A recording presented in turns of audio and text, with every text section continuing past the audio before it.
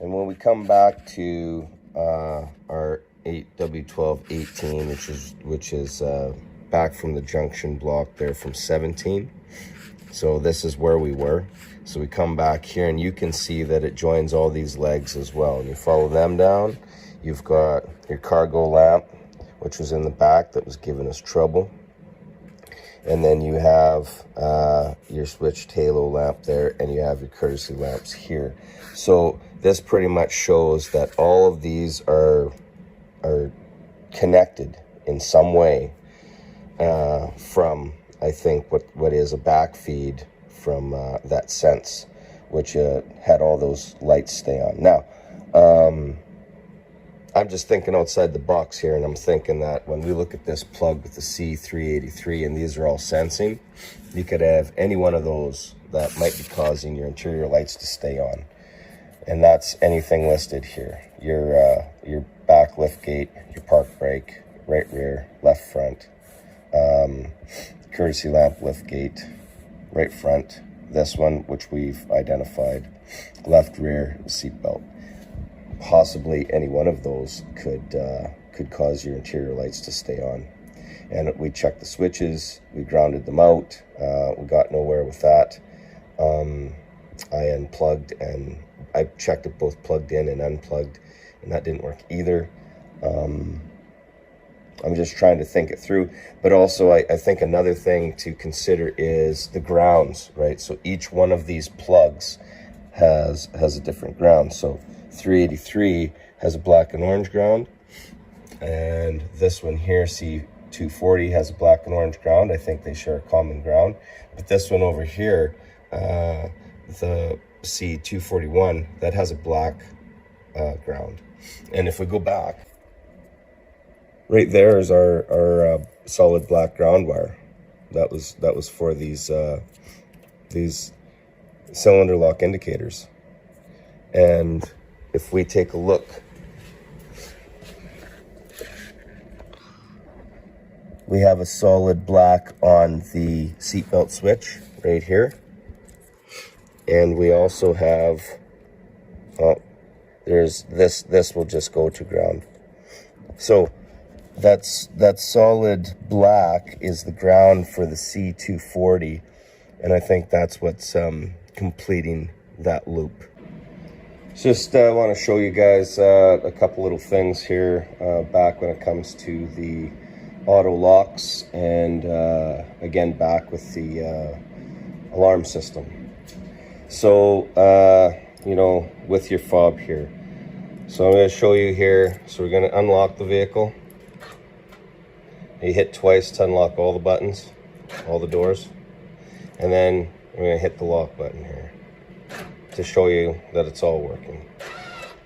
So sometimes people like, you know, they're thinking that their fob isn't working because the battery's dead.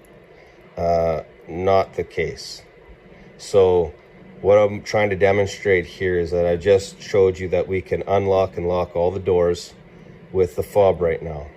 Now I'm going to show you a condition where you'll use your fob, it's not working, but it's not the battery in your fob. And what it is you take a look over there. I've got the door switch in, and that's to operate your window and your locks on the passenger side. And I'm going to disconnect that, and then your auto locks and everything, they're not going to work. Right here, we've disconnected the door switch from the passenger door, and there's the plug right there. Plug that in. Now I want to show you guys that with the fob now, with that switch disconnected, now all of a sudden I hit any one of these buttons and it's not working. So the batteries are still good inside this fob. There's nothing wrong that way. We just used it with that plugged in and it worked fine. You disconnect that and all of a sudden it's not working. So what I'm suggesting is if you had a faulty switch, or if you had a bad wire in, you know, this connection, it's not necessarily your fob or your battery that's causing the problem. There's an example of where it could be that. Now, if we open up our door here and we go to use our master switch, so So we're hitting this thing. Now all of a sudden, it's working there, but it is not working for the back doors. And obviously, it's not working for that one. And in fact, if I keep doing this, it's not even working here anymore. It's almost like it ran out of power. So now what I want to show you is I'm going to disconnect the master switch, and I'm going to hook that one back up, and we'll see what happens next.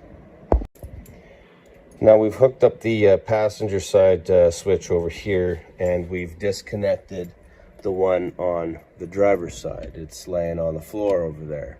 So now, take a look at this. It's actually operating the locks.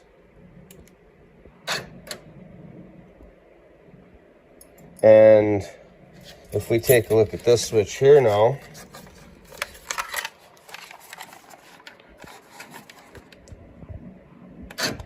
it's operating the locks.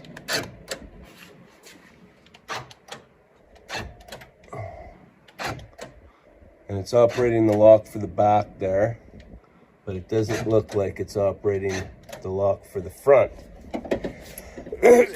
So, as I understand it, the master switch is disconnected, so we don't have a locking function for the driver's door, but that was first in the series. And when we took this one out, it was barely working for that door, and it wasn't working for anything else because it was start of the lineup.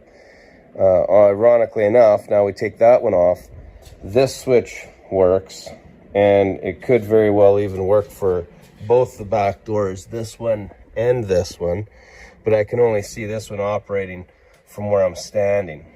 So the weird thing is too, was when the passenger switch was removed, our fob did not work. But now that we've got the master switch removed and we've got the passenger switch plugged in, our fob is working. So next, what we want to try is I want to unplug our control body module plug in there, that C383, and see if our fob works after we unplug that. We got the that plugged in there for the body control module, and we're going to use our fob here, and the fob is working.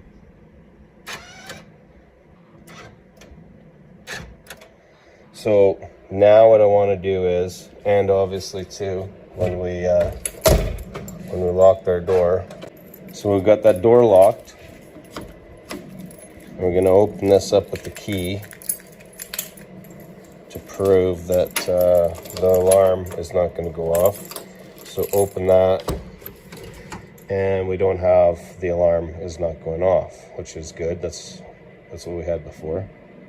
So now this time what I'm going to do is I'm going to unplug the plug here, and we're going to try it again.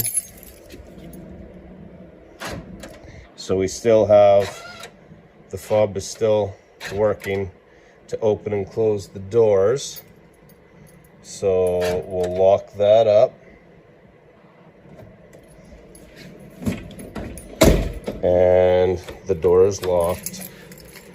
And then we're going to come in here again, and we're going to use our key, unlock the door.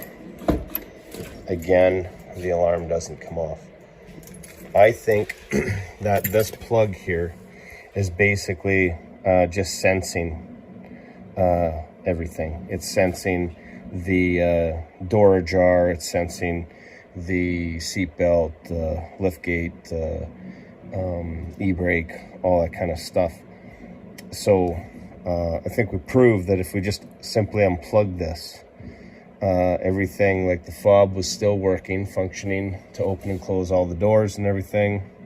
And everything still works, whether this is plugged in or unplugged.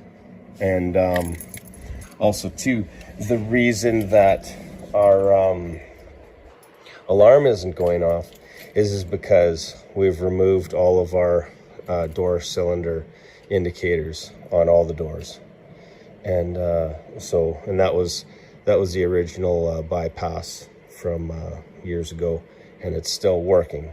So I think that maybe if I got another Jeep, what I would try to do without disconnecting those lock cylinder indicators would be is I would just simply want to try and unplug this plug and see if that disarms the alarm system.